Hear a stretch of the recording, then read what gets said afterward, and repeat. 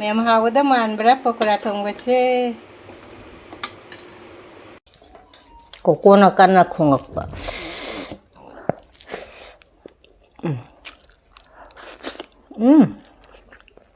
Pakora sama hi manung changaga hao bodo. Singju.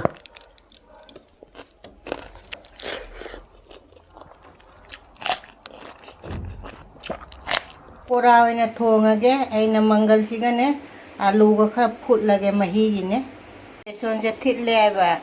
Thit pagi beson gi kai kara do di video che nam hau dare. Hau hape pakora se aina pai daga hap che ngai dare ba. Pakora se aina hape ba aina pai daga ne hap do di video number jam leng bado. Aduna ne leng bado aduna ina video se nam dara ba. Pakora se on tho se.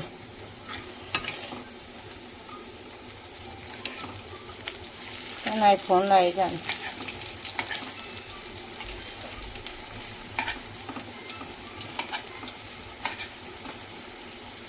muốn nó hầu ra kia cô thô cô già đó nè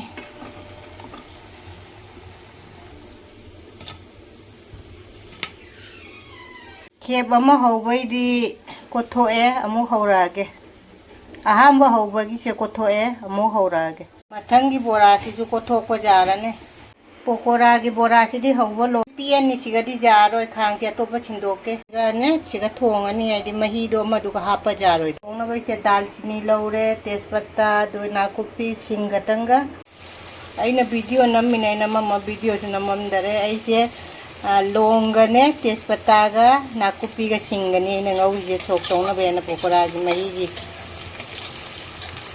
ari video namam mino khang de amu sumaina tawre video na minai namaga ja khamen jembi leira khamen jembi cha macha ni khangne cha jenam ji jam kara su haw to bane ji chab na lore ji chakhum da video number ka ware kai saman na ne ngara ga hingde matha da o la ga khallu ra bane saman na ngaura ga ne moron pang ha ko jembi je pathan ba thum thak cha laura ga thum ji di sa ga pamba ko na khamen chembi se nga ngaura matung da ne jai ngang dugai gi moroga kuppa phatigoma kuppa dugai jira kuppa lob na hape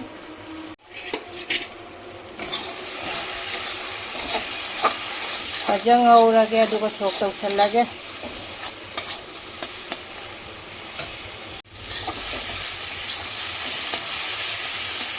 khamen chembi che mulle ba ngauri se gi pakora mahi da sigala pakora mahi je thok tok chal lage mahi je khara ga hap ge do ta di nang na hore ne phak phak chen gi ne si garam masala che pakora ta ham na ve ne tonga na tak mane ba si uji thak chal lage wala mi na thak chal lage si je manam jam nu si ba garam masala se thak chal lage nam jam nu si bani si je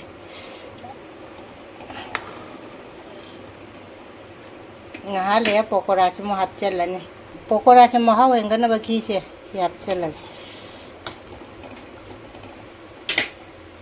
yang je pajana chaure pakora se hap chal lage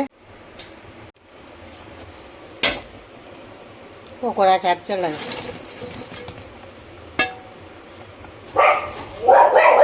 pakora hap ni jang je ngah mu phaja chawal lage pakora thong ba je phajare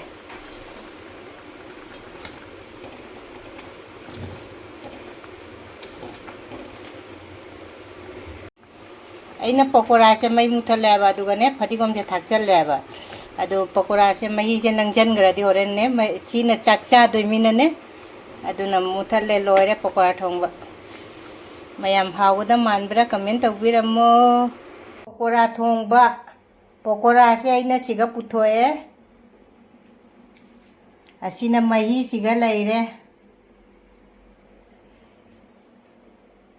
sigana singju leire mangal ka se thau da ne krem krem law na ngaura hapane ba asina yongchak manbi ga thabi ga ne ai san du mai cha tha duro bane mathel di si tane nama rekha nei kong no na khuram jari ngasi chu mobang oina dum pore ko ai ku che mehendi tei ru bai ne ba si se kok ta ne mehendi tei ru ba ado pakora nge siga lautho e mahi siga leire mamang da budi aina dum hai gra bani ai di sina singju leire dugai siga na yongchak manbi dugai gi thabi chan dumai na korok korok tawra yongchak manbi se cha dura bane ado lai gi chan khuram hauge ado ngasi di pakora thongba oina chara si china punamakta ahamba chakom se china mayam gi lakke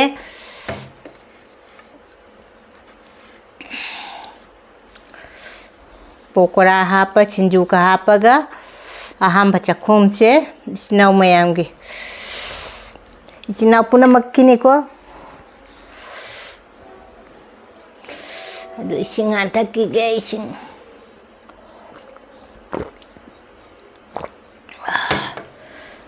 Sabna loy de uji bi ID chakum da kane video ka namba ngamdare chara haure utte ka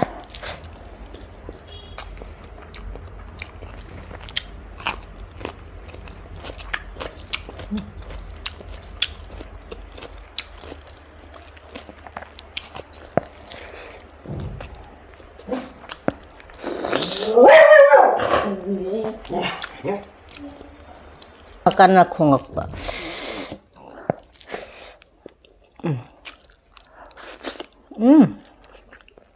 pakora sa mahi manung changaga hawbodo singju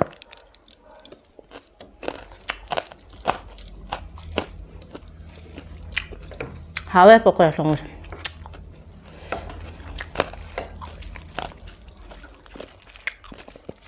singju ju hawa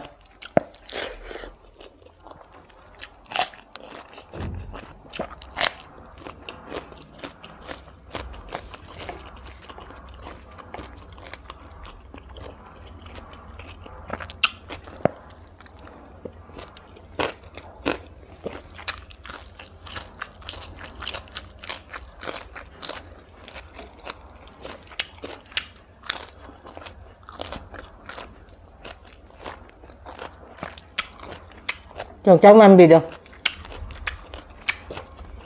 channa sadik chabal maina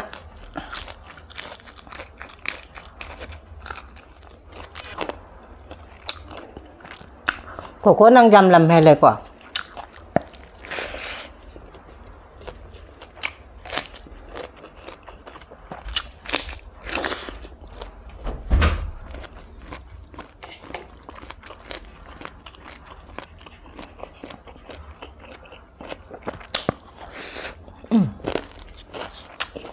Aku singju jam hamnya.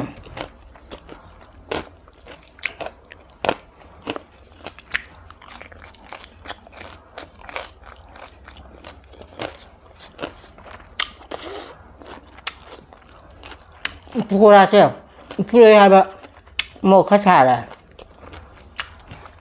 Aku nak supply ba.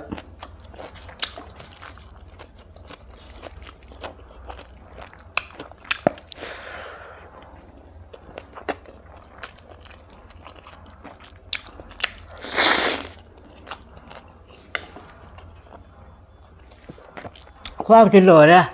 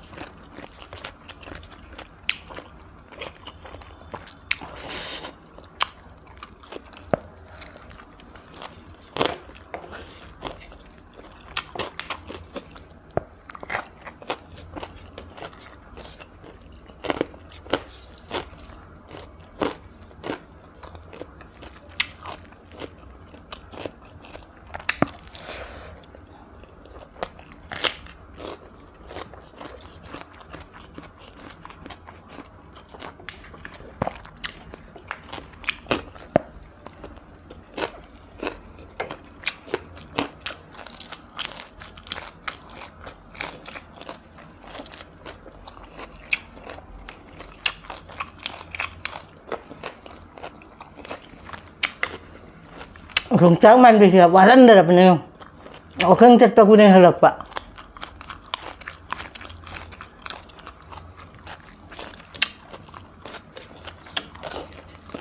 Mayam tam ta cha na jeng bo nam hao ye.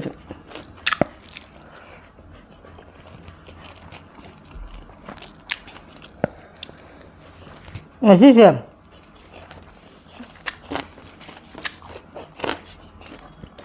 Cô lùi với xăm thì chua đẹp ạ. Xăm cho bún chả lá cháo thuồng ạ.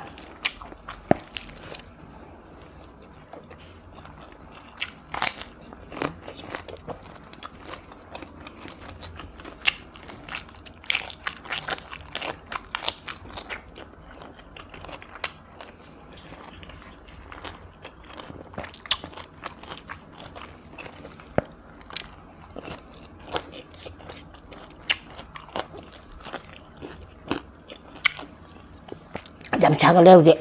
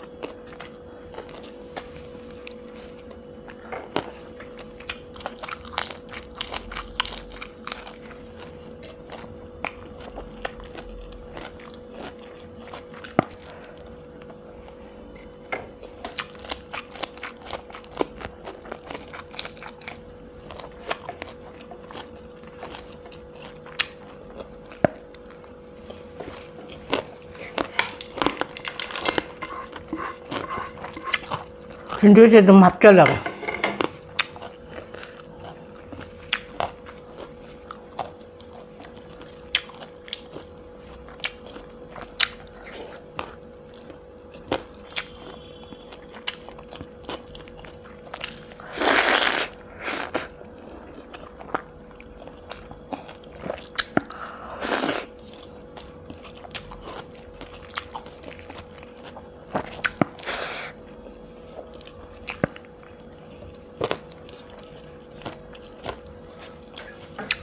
Tengo chicha thongba.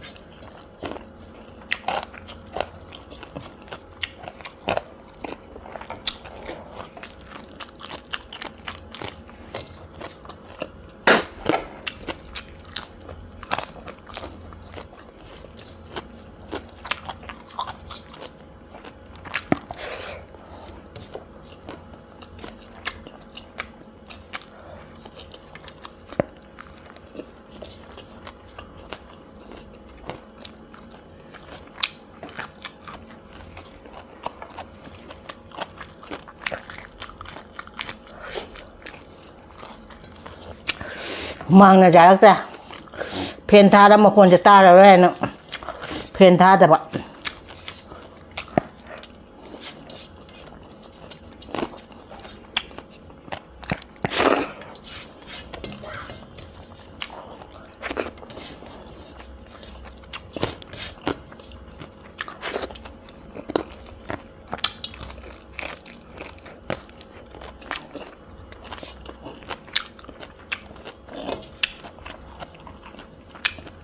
Aduh, beda pokolanya lo sila.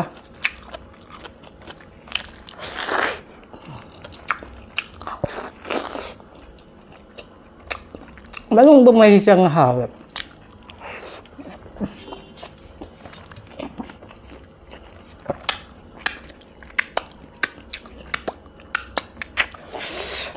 Ngashigi pakora thongba kuau chidi. Ada kuau dong. hào là xích năng này ra rồi lối cha rồi trong trang ăn bi cha rồi rồi cái singju cha rồi pakora thongba xích năng này cha rồi hào rồi cái gì đi chỉ cái đấm thầm mà cái mà thằng một bằng cái này block cái này unara se bye sa bana chulo rồi